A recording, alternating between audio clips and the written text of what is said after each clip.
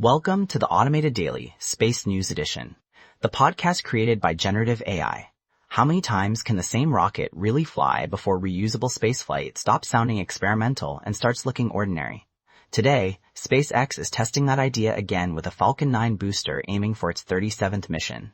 I'm Trend Teller, and this is your space briefing for August 25, 2026, with launches, a major telescope nearing liftoff, a station spacewalk, a fresh supernova target, and a quick look at tonight's moon. This episode is brought to you by CrispCall.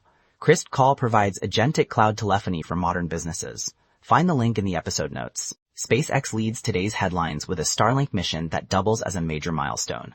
The flight marked the company's 100th Falcon 9 launch of 2026, and first stage booster B217-7 is flying for a record-breaking 37th time. The mission carries 29 Starlink satellites and underscores just how routine high-cadence reusable launch operations have become, with booster recovery now treated as the expected outcome rather than a bonus. NASA's next flagship observatory is also closing in on launch. The Nancy Grace Roman Space Telescope has been encapsulated inside the payload fairing of a Falcon Heavy at Kennedy Space Center, a major integration milestone that means the spacecraft is effectively sealed and nearly ready for flight. Roman is designed to survey the infrared universe on a huge scale, helping scientists investigate dark energy, search for exoplanets, and map cosmic structure with a much wider field of view than Hubble. On the International Space Station, human spaceflight remains as hands-on as ever.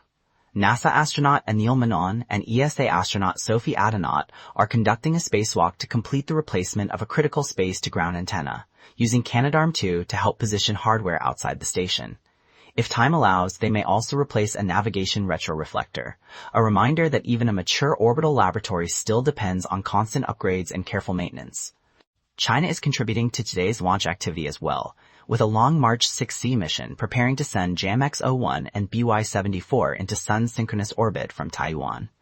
BY-74, also known as Harbin Microsat, is an education-focused spacecraft developed by the Harbin Institute of Technology's LILAC-SAT team. It is a good example of how student-built satellites are becoming a meaningful part of the broader small satellite ecosystem. Far beyond Earth orbit, observers have a new stellar explosion to watch. Supernova SN 2026 SUFN, the constellation Lacerta, has been highlighted in current catalogs, with a reported magnitude around 12.9, putting it within reach of moderately equipped amateur astronomers under good skies. Each newly tracked supernova adds another valuable data point for understanding how stars die and how heavy elements are distributed through galaxies. And finally, for anyone planning to step outside tonight, the moon is in a waxing gibbous phase with more than 93% of its visible surface illuminated. That makes it a bright and easy target for binoculars or a small telescope, especially along the terminator where shadows help craters and ridges stand out. The trade-off, of course, is that the bright moonlight will wash out many faint deep sky objects, so tonight is better for lunar observing than galaxy hunting. Thanks to our sponsor, Gamma. Gamma lets you effortlessly use AI to design for presentations, websites, and more. Find the link in the episode notes. That's it for today's edition of the Automated Daily Space News Edition.